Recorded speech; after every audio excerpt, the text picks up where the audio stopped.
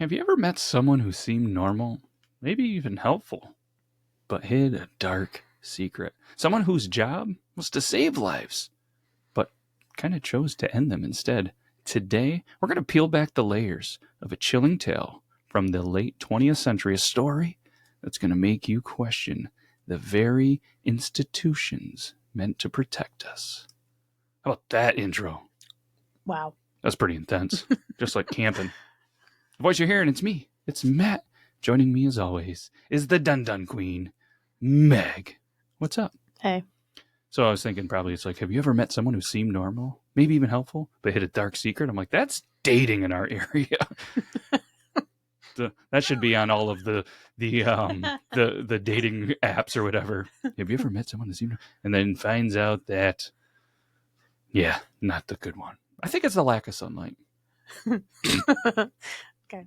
But if you're wondering and you were too lazy to read the description, we're talking about the angel of death, Donald Harvey. And the reason we did this is, one, it's a new state, it's a new story, it's an interesting story, but it's also Christmas time. 2 more days till Christmas, 2 more days till Christmas, because it's Monday and it's almost time. So you have only a couple of days to get your presents. And be present for them, you know? Sometimes, yeah, it's good to give some gifts, but the present of being presents is fun to say, and it really goes a lot farther, doesn't it? Mm. Mm? That's it. Mm? Mm-hmm. How's that? Mm-hmm. Oh, okay. Mm-hmm. Either way, this is an interesting one, and viewer and listener discretion is advised. And I'm excited for this one. So we're talking about Donald Harvey, a man who earned the ominous nickname. The Ominous. Yeah, I know I was going to play it cool. Like, I knew what I was saying, and I said it wrong. And then what happens sometimes is all the people in the comments are like, you're so dumb, you can't say words. I only have a 2-year education in college. What do you have? I've been getting a lot of trolls lately in the comment section. So I'm staring right at you, trolls, right into the camera. I'm sorry that you're hurting. If you want to talk about it, you want a virtual hug, well, go ahead. We'll hug it out. It's Christmas season. You're supposed to be happy. Maybe it's Hanukkah season. I tried getting the family to do 8 crazy days and nights and 8 days of presents, and they were like, no. I think that it's because Little Debbie doesn't have a Hanukkah snack cake. They just have Christmas trees and Christmas Nutty Buddies. I think Little Debbie's missing out on an opportunity to collab with Hanukkah and the treats. Right? This is what's been on your mind? Yeah. Welcome to the venting session with Matt on the Your Town podcast. Either way, back to old Donald Harvey. Can't trust a man with 2 first names. He's the angel of death nickname. He worked in hospitals, places where people go to heal. But for Harvey, they became hunting grounds. Over the course of the 2 decades that he was raising hell, Harvey confessed to killing more than 80 people. 2 decades?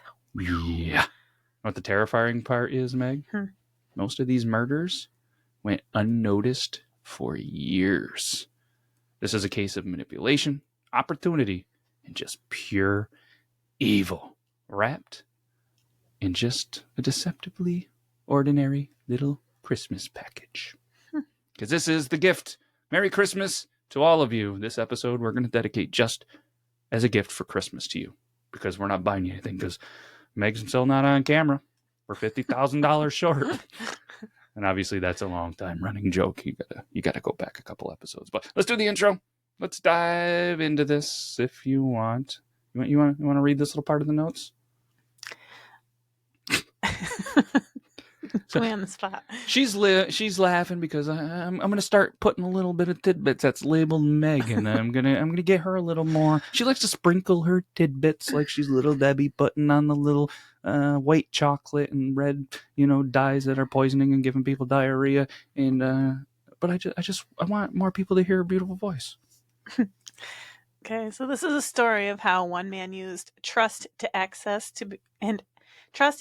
to become one of the most prolific serial killers in American history. Mm-hmm. This your town?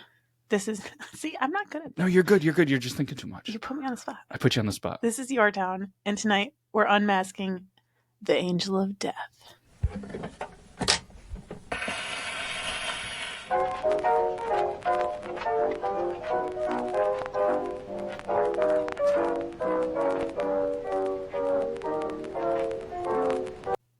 Full disclosure, I needed a beverage break. So I wanted Meg to read, and did I get a stare down during that intro? Like, you put me in this man. You did fine. You did good. Still getting the stare down. But you guys can't see it because it's not on camera because we're $50,000 short of a yearly salary for Meg to do this full time.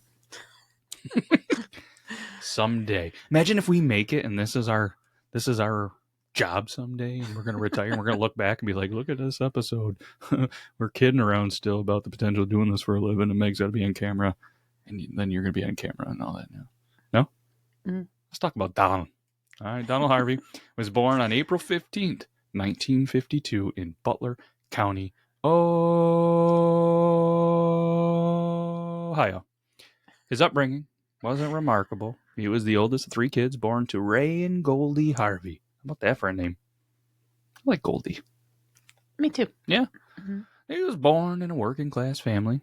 Typical Ohio. He was raised in the tiny Appalachian town of Boonville, Kentucky, though, where his parents were struggling tobacco farmers and members of the local Baptist church. Just goes to prove, sometimes you go to church, you turn out to be a serial killer. But early on, of course, Meg, guess what? There were signs.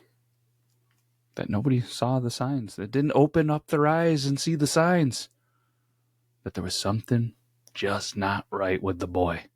Reports suggest that Harvey endured abuse as a child from ages 5 to 18, and he told nobody about the assaults that were happening to him by his uncle and his neighbor. Except one day he told his sister, and only after the abuse had stopped. Obviously, psychologists later linked this to his need for control in adulthood. Sounds familiar, doesn't it, Meg? Mm-hmm. These poor kids, they have abuse, there's signs, and, back in these days, nothing, there's not the facilities, there's not the counselors, there's not psychologists and stuff like this like there is today, and the availability of them. And I mean, in the formative years when this abuse happens, definitely going to have a profound impact on, one's behavior, and it often manifests as a need to kind of dominate situations later in life. And for Harvey, the need to control would take a dark turn. By the time he was a teenager, he actually then developed an intense interest in the medical field. Specifically, what did he want to control, Meg? Life and death. Ugh, that's not it. Dun, dun. There it is. The Dun Dun Queen strikes again. I think we need a Your Town t-shirt that just says Dun Dun Dun. Would you wear it? Sure. How would you spell it? Would it be D-U-N, D-O-N-E? I don't know how other ways to spell done. D-U-N. That's all we're going to do. Let us know in the comments if you'd buy the Dun Dun Dun t-shirt. And then it could be the Dun Dun Queen with a little crown. Oh. Just spitballing here. Let's get back to this. He drops out of... What? Reel it in. All right, let's be somebody on the Major League Fishing Network or whatever it is, and we're going to reel this in. He drops out of high school in 9th grade. Later does earn his GED in 1968. But after an arrest for burglary in March of 1971, he enlists in the Air Force. Probably because he wants to know more about these UFOs and all this drone stuff that's happening in Jersey. And if you want to know more about it, you guys should check out the Triple T show. That me and Burley really dissect the history of drones tomorrow. Little Christmas Eve present for you. But old Angel of Death Don gets discharged after 9 months due to 2 events of self-harm. By 18, he was working as an orderly at the Marymount Hospital in London, Kentucky. No formal medical training. Obviously, probably, I would have to imagine he has maybe some training and stuff in the Air Force, maybe some field training. But he manages to land jobs that give him direct access to patients. This is where things start to unravel. Harvey's first known murder occurred in 1970 at Marymount Hospital in Kentucky, where he is working as an orderly. His victim was an elderly man who was smothered with a pillow.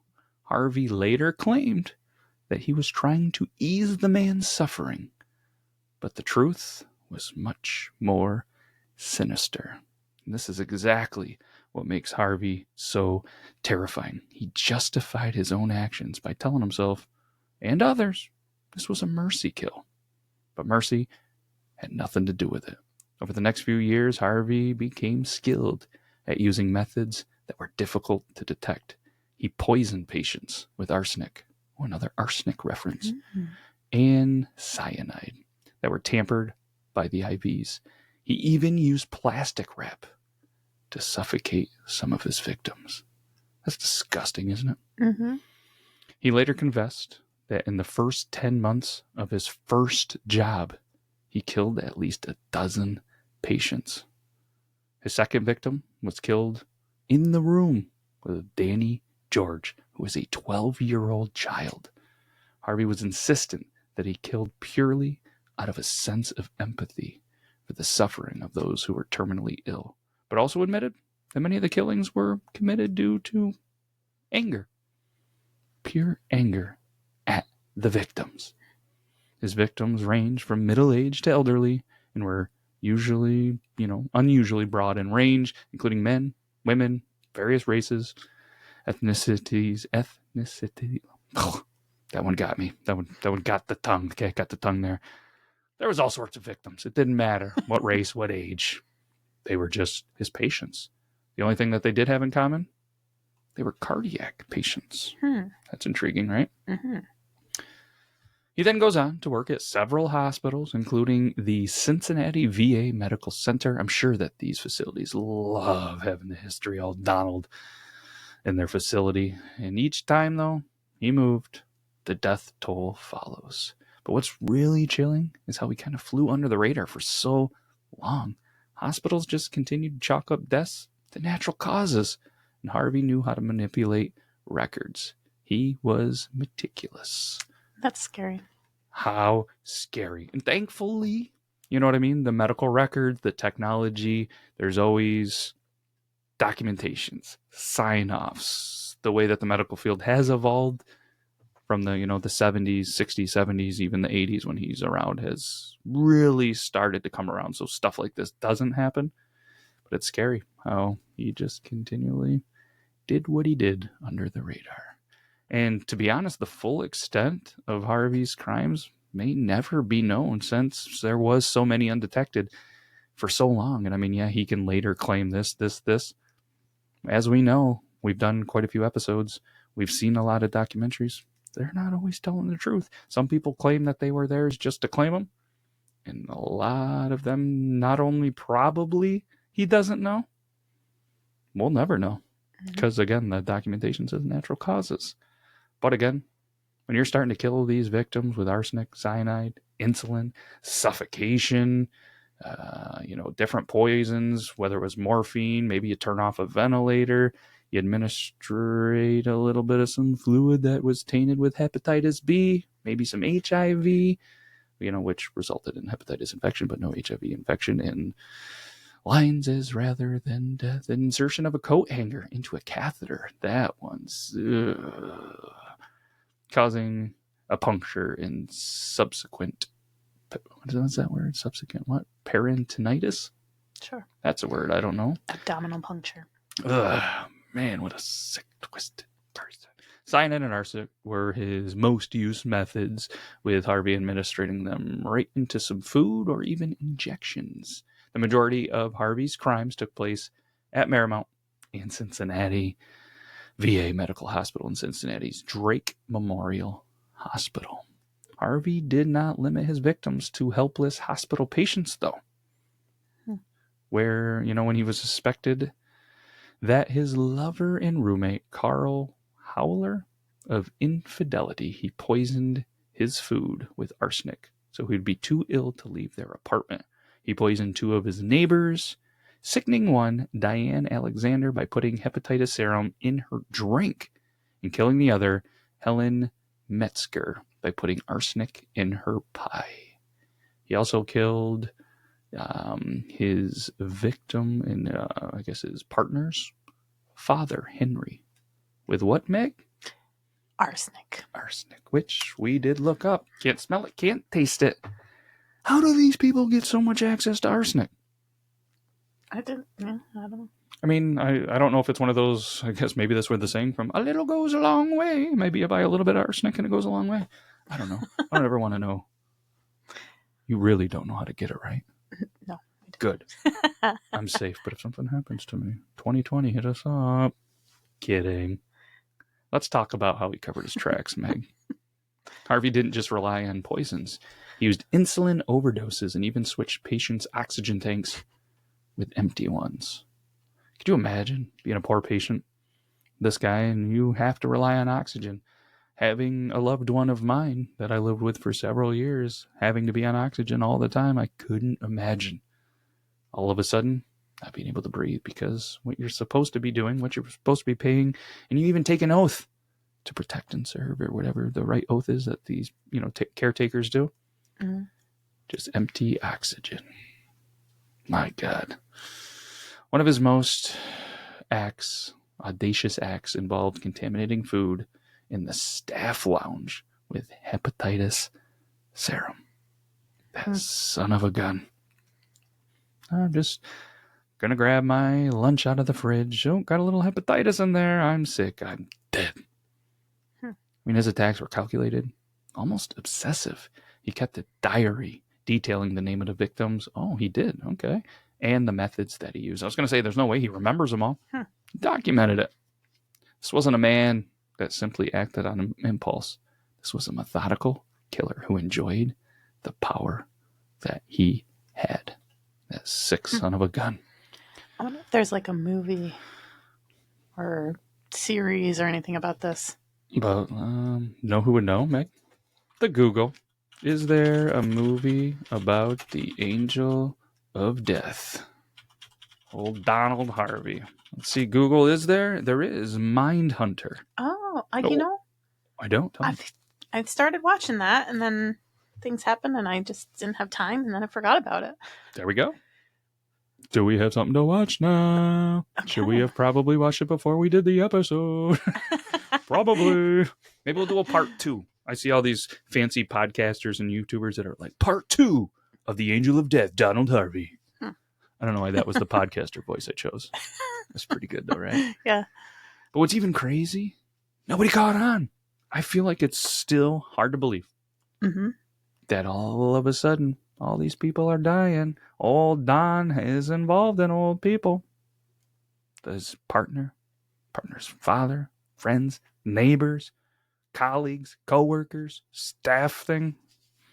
Still, he's getting there. It's hard to believe, but hospital administrators, they didn't raise any alarms. As a guy that's worked at a potential hospital, allegedly, I've seen some administrators in my day about as smart as a chicken. Nobody in general, just some of these people, they put in time, not highly educated. And this isn't just ones that just in the country. It doesn't take much to be an administrator. And maybe they just chalk it. I mean, on paper, in their defense, these ones, natural cause. Why would you open a criminal investigation, put bad publicity on your own place, and lose business? You got a job. You're making big money. You don't want to ruin it, right? Others, though, they just think Harvey was just that good at blending in. He was quiet, polite, exactly the kind of employee that you would never suspect. But the old walls start closing in on Harvey in 1987. He's working at Drake Memorial Hospital in Cincinnati when a patient named John Powell, who had died abruptly after spending several months on life support following a motorcycle accident, he passes away under suspicious circumstances. But then they do the autopsy, and technology is getting a little better from when he started 20 years ago. What did it reveal, Meg? High levels of cyanide. And for once, the hospital cannot just sweep this under the rug, can they? So they didn't do any testing lab work on the previous ones that would show these poisons?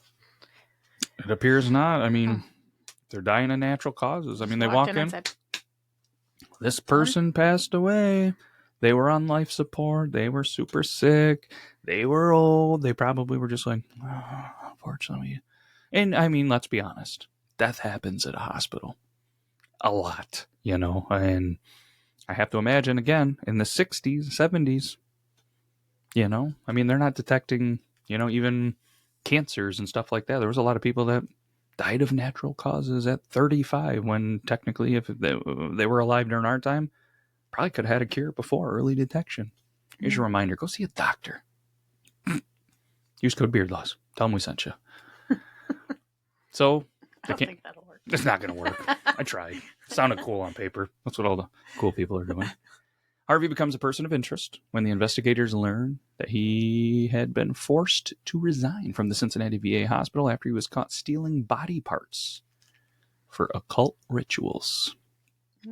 At the time, most hospitals did not vet orderlies as closely as doctors or nurses. When they brought Harvey in for questioning, he confessed to Powell's murder, claiming he had euthanized him with cyanide. Pat, how would you say that one? Minarson? Yeah, old Pat, who was an anchor at the Cincinnati station WCPO-TV, found it unlikely that someone who had spent almost 2 decades caring for patients could suddenly kill one without having killed before. Shout out him. Shout out Pat. He asked on air during his report of Harvey's arrest that if anyone had any other information to let them know, which is probably something that a lot of anchors just throw out there, hey, you know, but oh boy, did people let him know. Several nurses stepped forward and had evidence, Meg, of at least 10 deaths. Then after months of research, it doubled. So you're saying there's evidence of at least 10 that has never been brought up before? You know, why would you sit on that? Who knows, though, if they didn't go to people and administrators were just like, we don't want the publicity. Me. What do you have for proof? Me. You can't prove that. Me. Nurses, almost every nurse, you're passionate. You're an oath. That's your living. You're there for the right reasons, especially this time. It's kind of became a profession in our area, at least, too, where maybe, and I'm just saying this, it's a little less on, I'm saying a little bit less than then on, you know, doing it for the right of the good because it's great money. And, you know, you can go there for 2-4 years, make a ton of money in our area where jobs aren't there. You're still there to take care of people. That's the goal.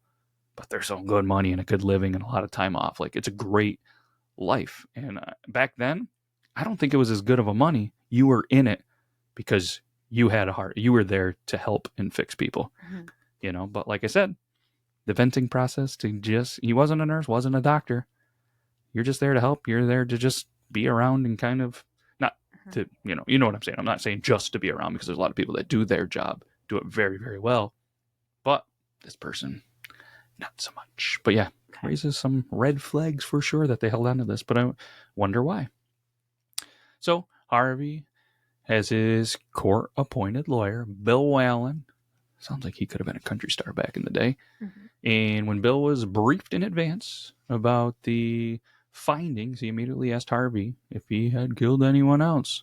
Harvey replied that by his estimate, he had killed as many as 70 people. Whalen knew that if prosecutors could link Harvey to more than one murder, the Ohio law allowed them to seek the death penalty. In a bid to save his client's life, Whalen offered prosecutors a plea bargain. If the death penalty were taken off the table, Harvey would accept a sentence of life without parole and confess to every single murder. Naturally, the prosecutors agree. In a marathon session with prosecutors, Harvey admitted to killing just 24 people. But how does your number go from 70 to 24? Playing the game. He knows he's in there for life. What else is he going to do? He might as well play the game, get the attention. You know?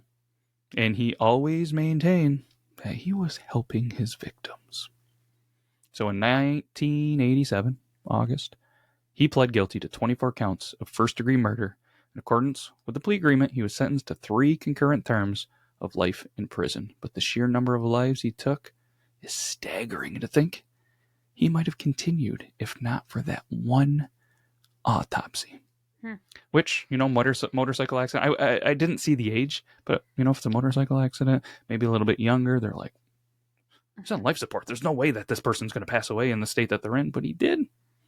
Hmm.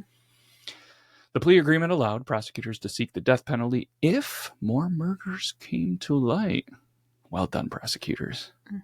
That November, Harvey pled guilty in Laurel County Circuit Court to killing 9 patients at Marymount Hospital in the 70s. He was sentenced to life plus 20 years to run concurrently with Ohio's sentence. Ultimately, Harvey pled guilty to now 37 murders, but however, he confessed to killing as many as 50. Huh. He was admitted to the Ohio prison system October 26, 1987.